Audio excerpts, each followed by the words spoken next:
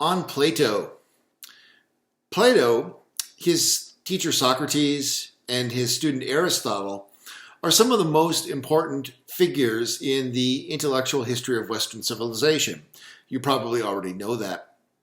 Again and again, prominent modern philosophers, from Nietzsche to Martin Heidegger to Alfred North Whitehead, one of the founding figures of symbolic logic and founder of process philosophy, have remarked upon Plato's central role in our culture, both pro and con. Traditionally, philosophers and their schools have been divided into those who lean toward Plato and those who lean toward Aristotle. Plato is traditionally viewed as the more rationalistic, idealistic, and metaphysical of the two. Aristotle has been seen as the more empirical, realistic, and commonsensical. However, some commentators have emphasized the similarities between Plato and Aristotle over the differences.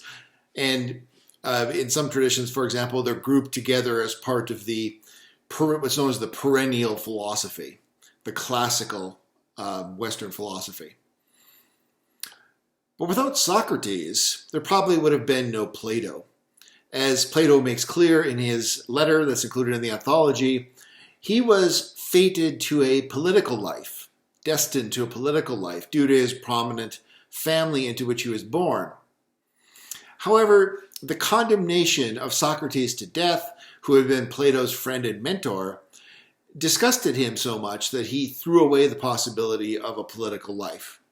Instead, he devoted himself to writing and teaching, founding the academy, which became so much the model of higher learning that even today institutions of higher learning are called academies or collectively the academy. What was it about Socrates that made such an impact on Plato?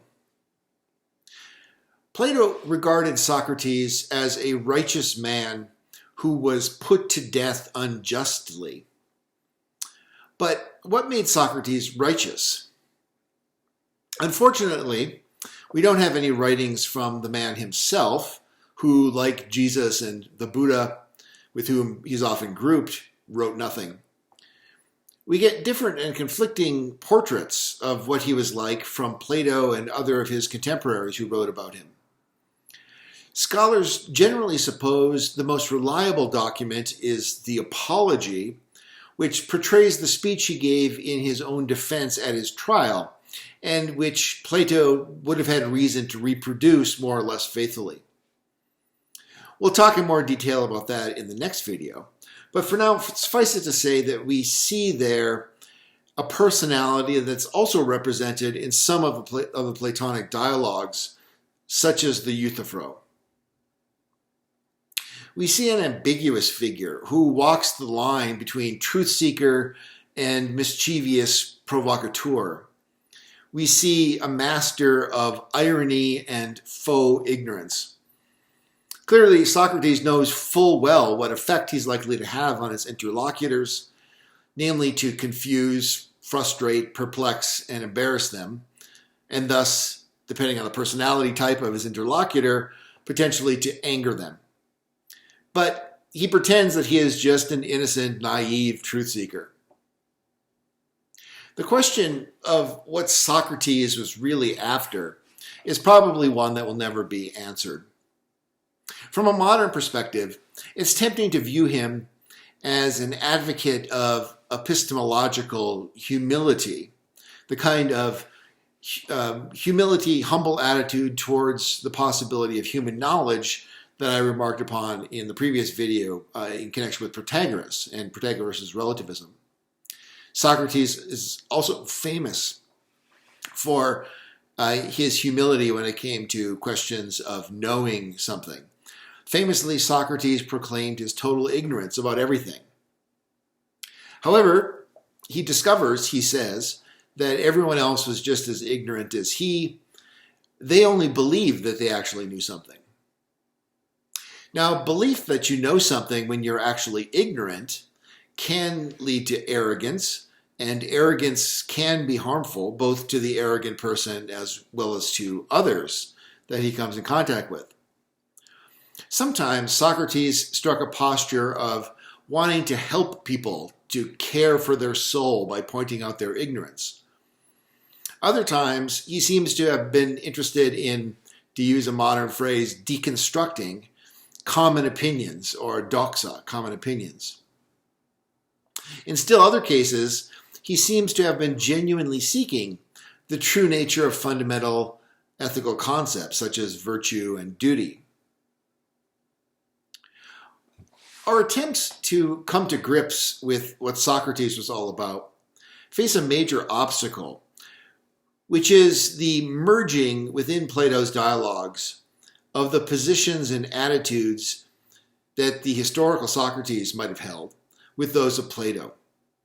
Commentators have struggled to sort out which is which, and it has generally been agreed that the more that a positive theory is put forth, and the more that this theory is metaphysically elaborate, the more likely it is that Plato is just using Socrates as a mouthpiece for his own views.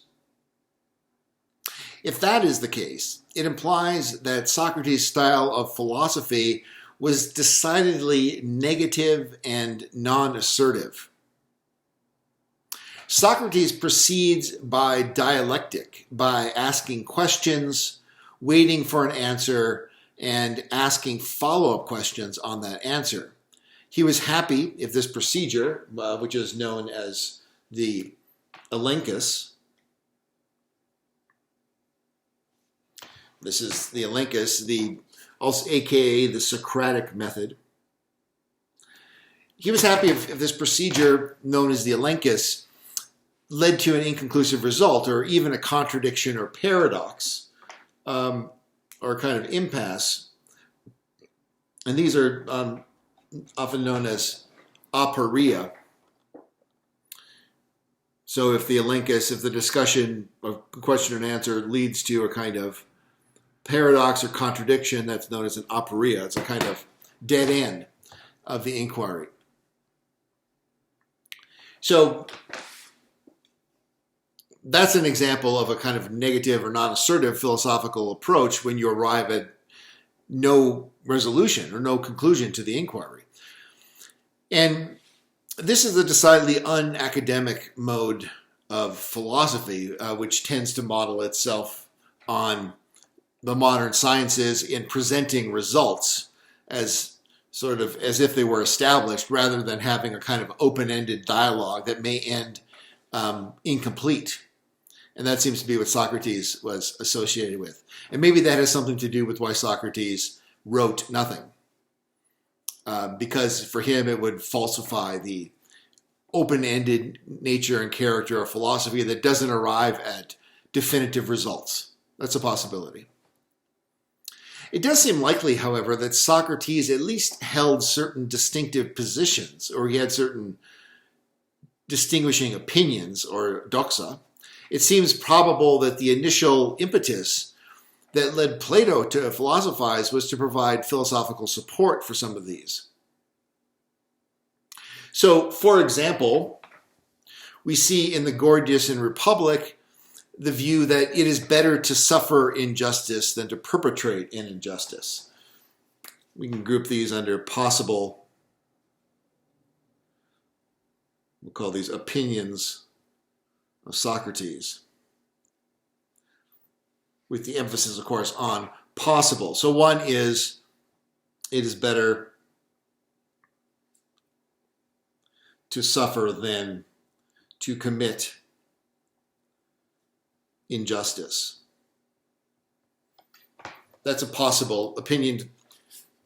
It seems to somehow fit with the character of Socrates as it's presented in Plato's dialogues, and it plays a very central role in both the Gorgias and the Republic. There's the view that is sometimes known as Socratic Intellectualism, as it's sometimes called in the literature. Socratic Intellectualism, which is a position in ethical theory, the view, namely, that no one ever does wrong willingly.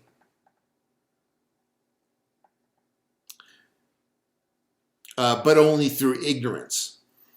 And so the flip side of this, or its reciprocal position, would be knowledge of the good is sufficient for virtue.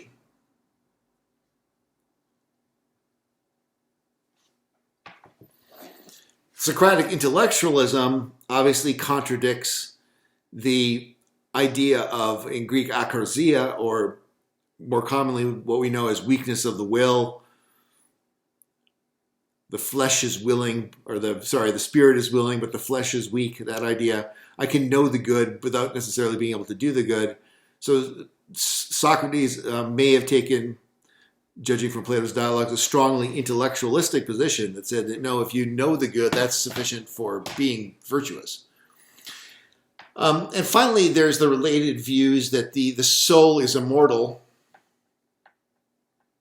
which seems to be relied upon rather heavily in the famous death scene of Socrates in the Phaedo, which we'll be looking at. And that's related to the view that no one can harm a good man. I want to add here, maybe, no one can really harm a good man. Right? Again, there's a connection here with the Christian tradition. We think of Jesus's advice not to fear those who can harm the body, but only those who can harm the soul in hell, because it's really the soul that's the essence of the person. And so if you have a good soul, you can't be harmed, even if your body is destroyed.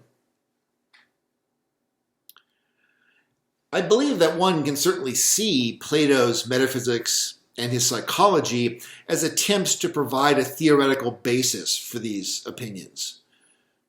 These may have been just, as I said, opinions of Socrates that he was willing to explore, no doubt, but that he didn't necessarily have a theoretical grounding for, and that would provide potentially an impetus for Plato to provide a grounding for these opinions. So that's one respect in which Socrates may have had an influence on Plato, although this is somewhat speculative.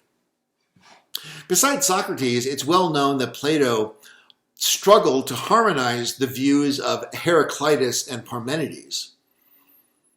We looked at those together in a previous video, and we can see the dualistic view of the Republic as potentially an attempt to reconcile Heraclitean flux with Parmenidean unchangingness within one harmonious metaphysical system. We also see in Plato the influence of the Pythagoreans, especially their view of mathematics as the standard of knowledge.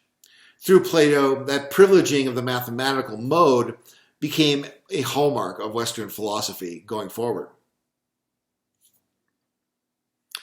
Okay, so that's what I have to say by way of introductory remarks on Plato. Now on to the Euthyphro.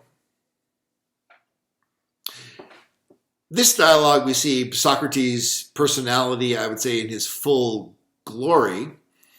And there's a kind of brilliant literary staging that goes along with this dialogue.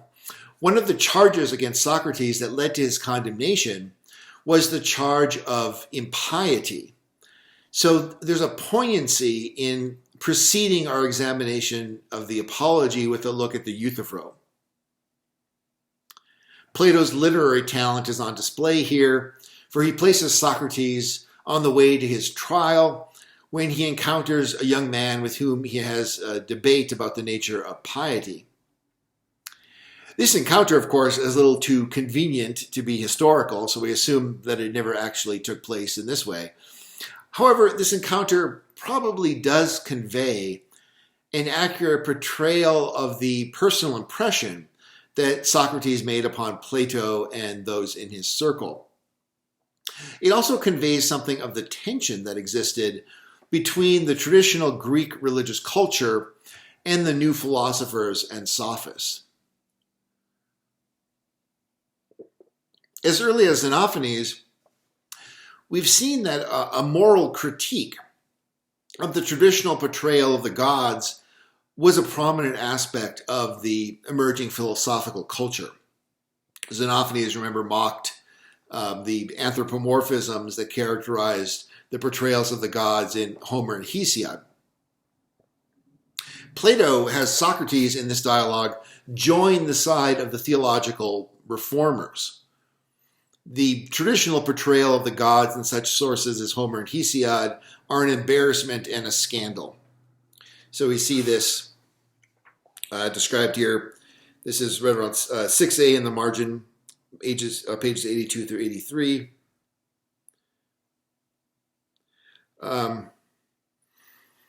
So Euthyphro is defending himself against the charge of filial impiety. More on that in a minute.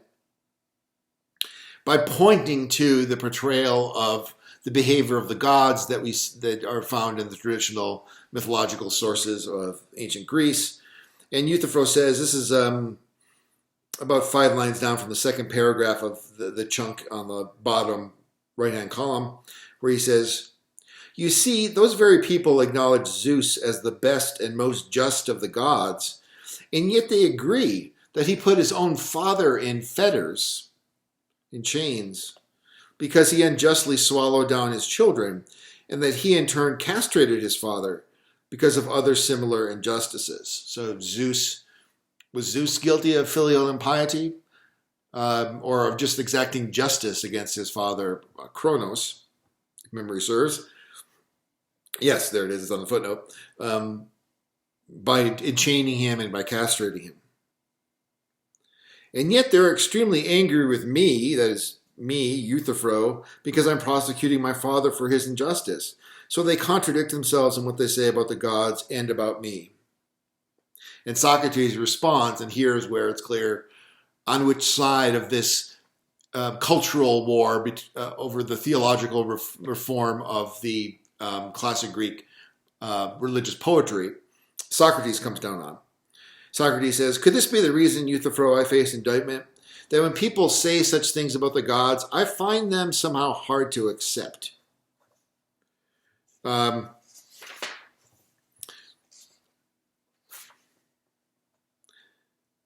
That, it seems, why some people will say I'm a wrongdoer.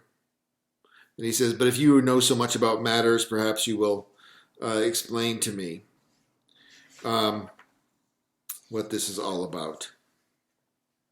So, Socrates apparently was the person who didn't believe, according to Plato's account here, that the gods could behave in immoral ways. And there's further extensive discussion of this in the Republic, where that position is also put in Socrates' mouth, although most people would say that in the Republic, Socrates is much more just a mouthpiece for Plato. Incidentally, this is not that far removed from the embarrassment that Hellenized Christians and Jews often felt in the face of the Hebrew Bible.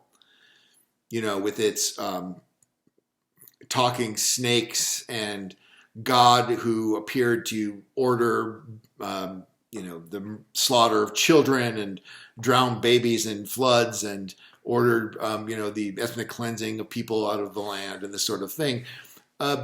Modern sort of new atheist types think that this is a new discovery that modern people just finally realized.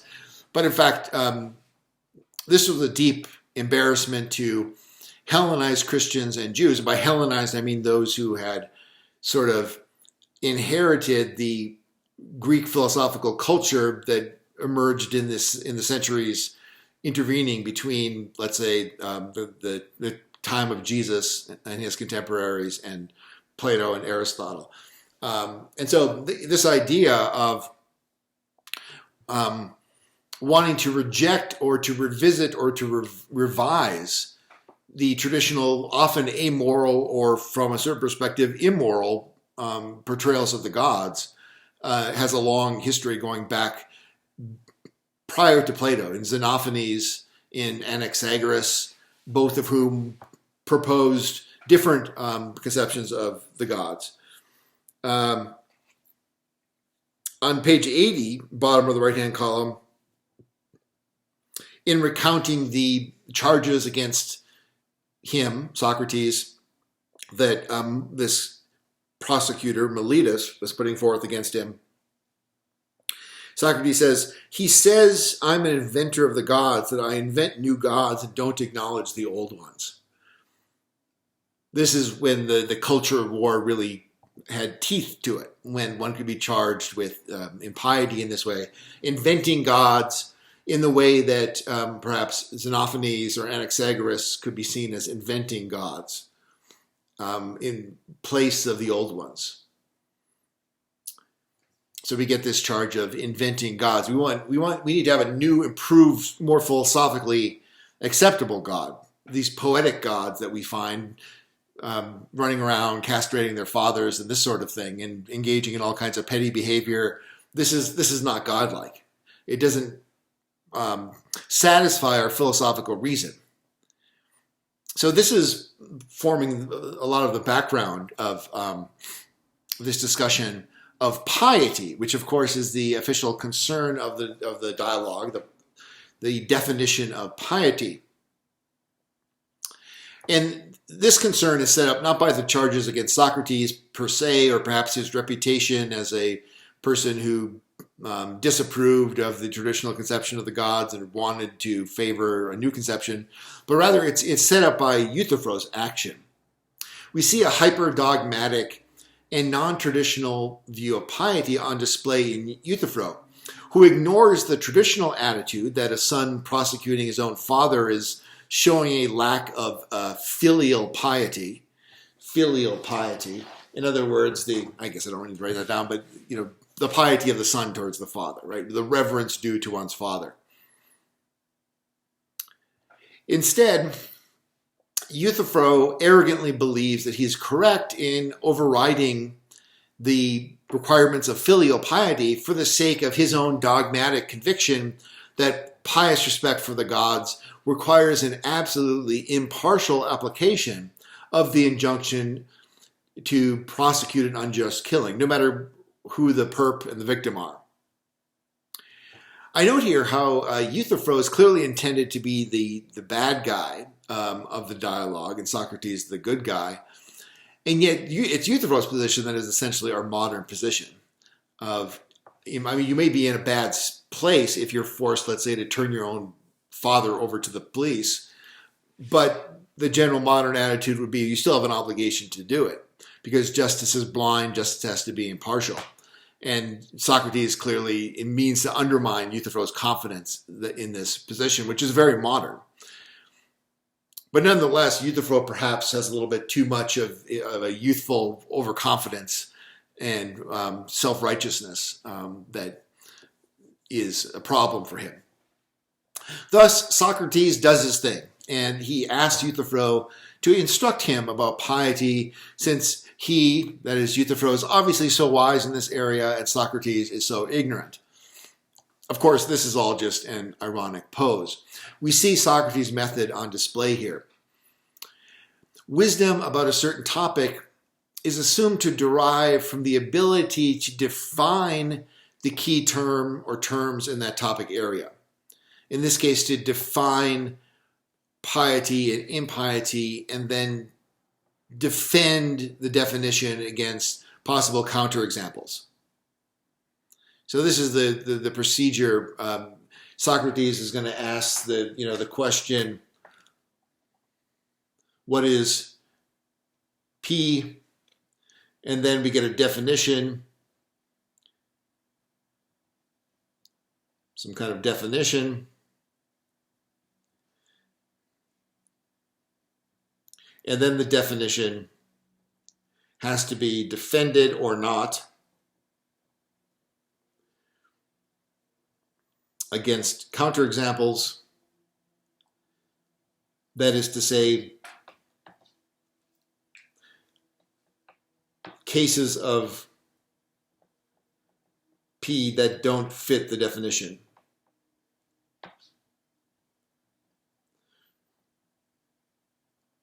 So the definition is supposed to cover all of the indisputable cases of P, whatever, in this case, piety. And if it doesn't, then the definition is regarded as defective or unacceptable, and it needs to be revised. So this is the kind of the classic Socratic procedure. First, we ask a question about what something is. And then in answer to this, Socrates insists on a definition. Often there's a space here. It takes a while for him to get his interlocutor to see that this is the only proper way to answer this kind of question. Often his interlocutors will try to give examples or instances of P. And Socrates will say, no, you don't understand. This isn't what I want. I want a definition. And then the definition is going to be interrogated or challenged by Socrates usually presenting counterexamples in a typical case to this definition, showing that the definition, at least the initial one, is inadequate. And then we get a revision of the definition. And oftentimes this will involve just qualifying or refining the original definition in a certain way. At other times it requires just throwing the first try out and starting all over from scratch with a completely different definition. So this is the typical method that Socrates uses in the Platonic dialogues. And Euthyphro, indeed, is one of these cases where he initially tries to define piety by giving a paradigm case of piety. But Socrates is going to have none of that. He insists on a distinction between two questions. Which actions are pious and what is piety? So these are two distinct questions. You might think that, in fact, in many cases, this isn't obviously a bad or unacceptable way to answer this kind of question about what is X, to give examples, right? And that's presumably why someone like Euthyphro would do this. But, and this is really, it's hard to determine whether this is Socrates or Plato, but this is one of the important philosophical innovations, to insist that these essences of things have to be given by definitions. They can't be given just by a list of examples.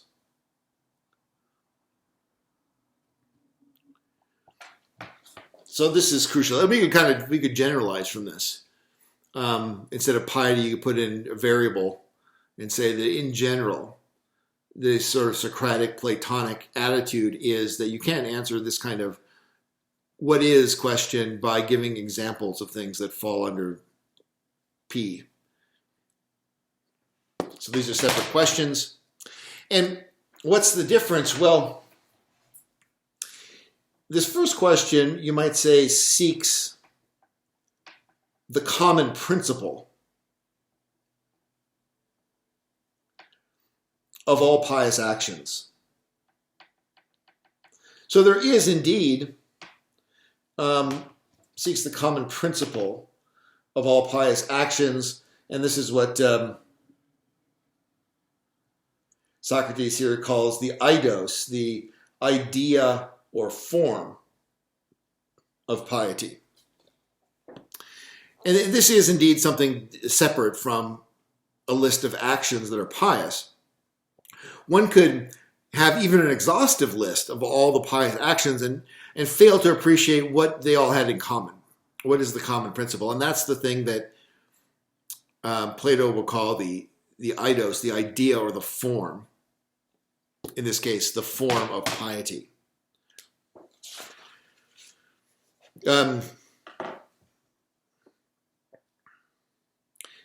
So here's the way Socrates objects to this in a couple passages on page 83. Towards the bottom of the left-hand column, he says, "You see, my friend, you didn't teach me adequately earlier when I asked what the pious was, but you told me that what you're now doing is pious, prosecuting your father for murder."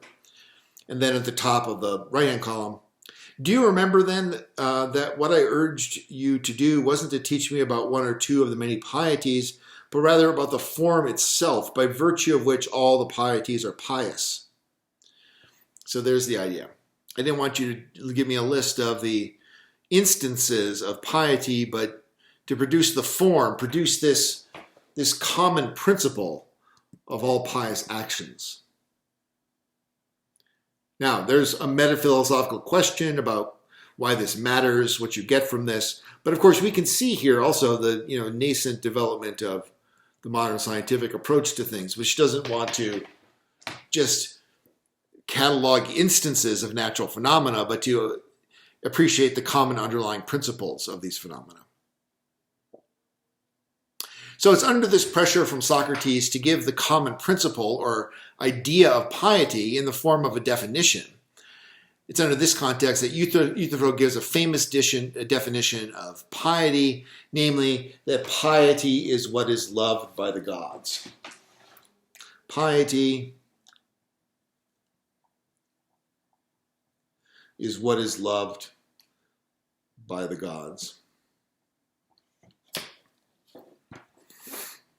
So that's his definition. That's what he's going to go with. With this definition, the dialogue sets up the problematic that became its legacy. However, this legacy was not in its definition of piety, but in a slightly modified and repositioned definition, namely a definition not of piety, but of moral goodness. And generally not in terms of what the gods love, but in terms of what they command or will. In terms of its philosophical content, this dialogue is famous not for its discussion of piety per se, but rather for what was to become known down through the ages as the Euthyphro dilemma. The Euthyphro dilemma. And the dilemma presents a problem that arises for all who want to ground morality objectively on the commandments of a divine being or beings. Traditionally, this is known as divine command theory.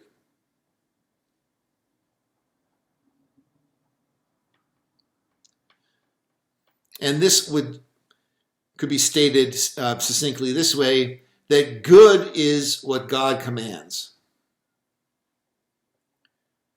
Or we could say the good, but we'll just say good. Good is what God commands, and evil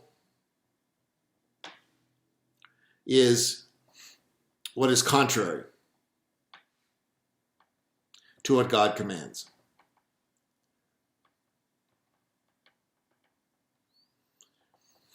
So this stated this way, this would be a metaphysical theory about the essence or reality of good and evil. What are they?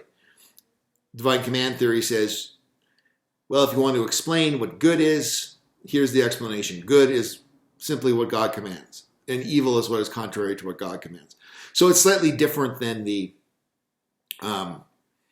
way in which the parallel theory is presented as a theory of piety in the Euthyphro, because we're talking here about commands as opposed to being loved. And of course, we're talking about one God instead of many. More on that in a second. Also, sometimes just a note here, you'll see the theory framed in terms of what God wills or God wants instead of in terms of what he commands, in which case it's called theological voluntarism. Theological voluntarism. Voluntarism is just referring to the Latin word for the will or choice, namely volition. So theological voluntarism, instead of God's commands, we're talking about what God wills or wants. Okay. So it's traditionally been understood that the philosophical points that Plato makes in the Euthyphro also have applicability to questions surrounding divine command theory. But, of course, for the polytheist, there's going to be an immediate problem with the theory stated by Euthyphro. As Socrates is quick to point out, according to the traditional religious sources of Homer and Hesiod, the gods quarrel and differ with one another. As Socrates points out on page 83, in the right-hand column on the bottom, I won't read it. But the gods quarrel and differ with one another. And they differ, Socrates famously says, not about mathematics or weights, but precisely about what is good or evil. But if it's admitted that the gods differ about what is good and what is evil, then this theory will produce contradictory results. Because it becomes possible in every case that a thing is both good and evil at once. Because it is, let's say, beloved by Apollo and yet hated by Poseidon. The gods divide into two camps on some issue like Democrats and Republicans. The problem, of course, is easily resolved by monotheism. This problem is, and that might perhaps be a motive for monotheism, the drive to have one sort of central locus of moral judgment, as opposed to these warring factions, which suggests, of course, that the universe as a whole is kind of amoral.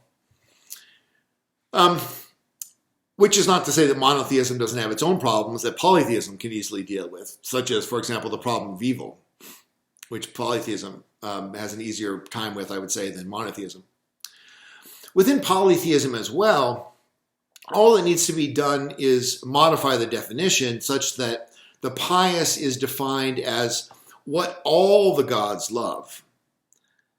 What all the gods love. So those areas where there's consensus, in other words, that's the pious. And this is just what Socrates proposes in his revised, as it were, his friendly amendment to Euthyphro's definition on the top right of page 85. Is that then the correction we're now making in the account, that what all the gods hate is impious, well, what they all love is pious, and that whatever some love and others hate is neither or both? Is that how you'd like us to define the pious and the impious? And Euthyphro says, yeah, that's it. So, at this point, the real dilemma comes in. The real dilemma comes in when the critic of such a view raises the question, why God commands what God commands? Why does God command what God commands?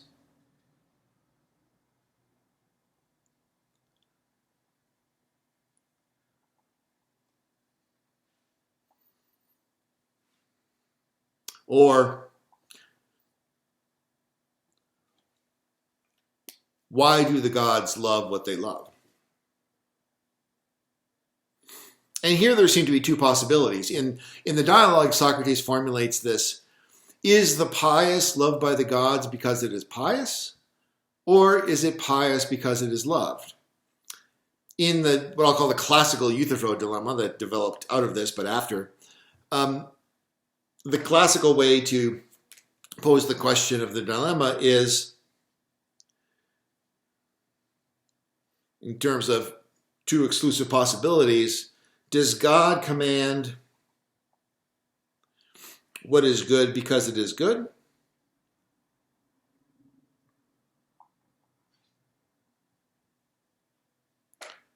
Or is it good because God commands it?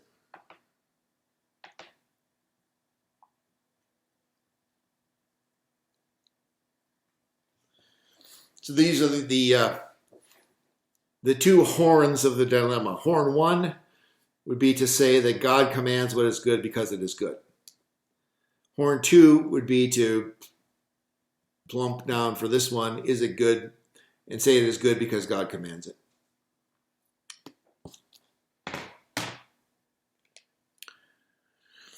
And the dilemma arises, of course, because both of these options seem problematic.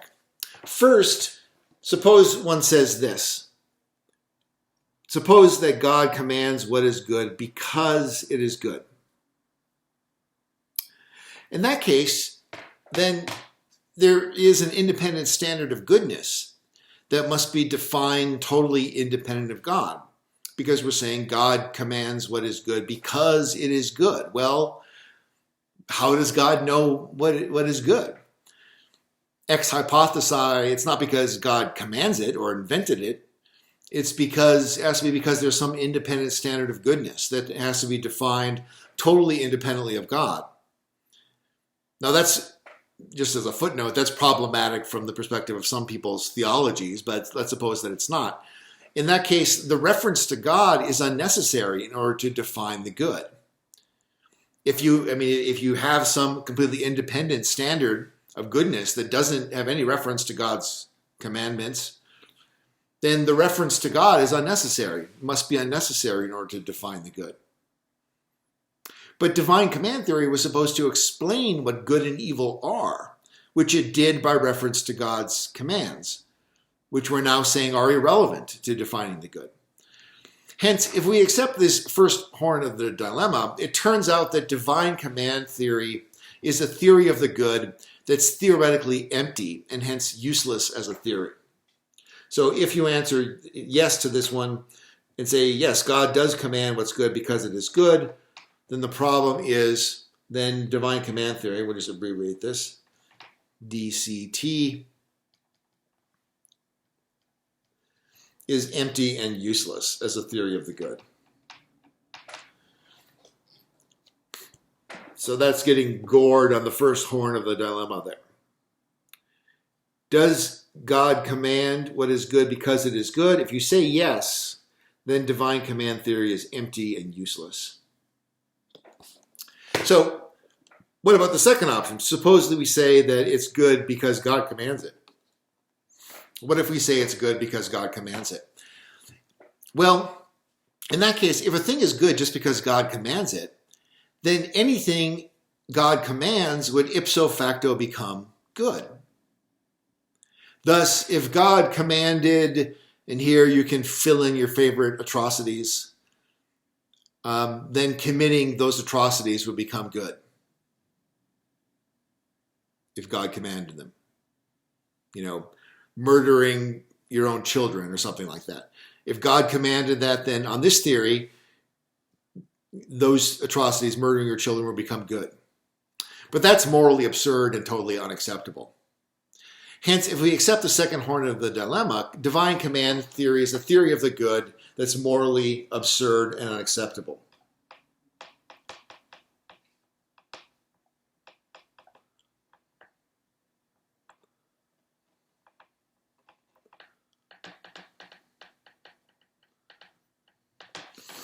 So that's how we're stuck. This is the Euthyphro dilemma. If we hold the view of the good as what God commands, then we have to ask, does God command it because it's good, or is it good because God commands it? If we say he commands it because it's good, then divine command theory becomes empty and useless. If we opt for the second option and say that no, it's good because God commands it, then divine command theory is absurd and unacceptable. So the overall conclusion is that divine command theory simply doesn't work as a theory of the good. That's the classical way of presenting the divine command theory. And I go over this first because actually the structure of Socrates' argument doesn't quite fit this, at least not on my reading. His argument is structured not so much in the form of a dilemma, at least not this dilemma, but rather so as to argue that there's an inconsistency in defining piety in terms of what is loved by the gods, precisely because this definition leads to a kind of circularity. The key passage is around 11a, page 86, on the right there towards the top, where he says, "But if the God loved and the pious were really the same thing, my dear Euthyphro, then if the pious were loved because it's pious, what's God loved would in turn be loved because it's God loved, and if what's God loved were God loved because it was loved by the gods, the pious would in turn be pious because it was loved by them. But as it is, you can see that the two are related in the opposite way as things entirely different from one another.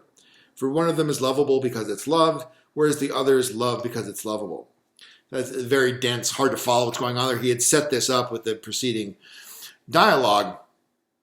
It's not the easiest passage to parse, though, but he seems to be arguing for a kind of circularity or incompatibility in Euthyphro's definition of piety as what is loved by the gods. Socrates appears to be taking for granted that the gods must love the pious because it is pious. And so he rejects the possibility of the kind of divine arbitrariness that's the second horn in what I'm calling the classical Euthyphro dilemma. So he seems to be assuming that the gods must love the pious because it's pious. But if the gods love the pious because it's pious, and something is pious because it's loved by the gods, then this is equivalent to the gods love what is loved by the gods because it's loved by the gods. And this is obviously a circular and empty definition. Stated differently, Socrates points out that being that is loved by the gods and being that is pious have different relationships to the gods. So we have, on the one hand, being that is loved by the gods, and this has a passive causal relationship to the gods.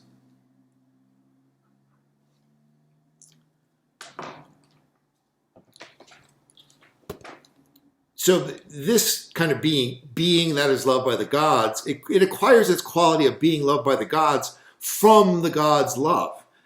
As it were, it is changed into what it is, namely being loved by the gods, because of the gods' action of loving it.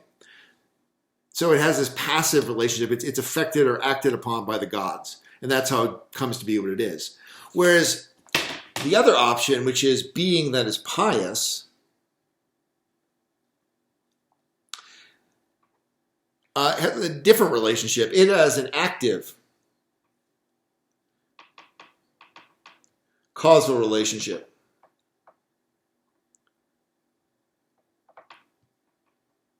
to the gods. Namely, it acquires its quality of being loved from its own nature as pious. The gods are changed, in this case, caused to love because of the nature of the pious. So the conclusion here is that being loved by the gods and being pious bear contrary relationships to the gods. Being loved by the gods bears a passive causal relationship to the gods, whereas being pious has an active causal relationship to the gods. And thus they cannot be the same thing. That seems to be the way Socrates is arguing here.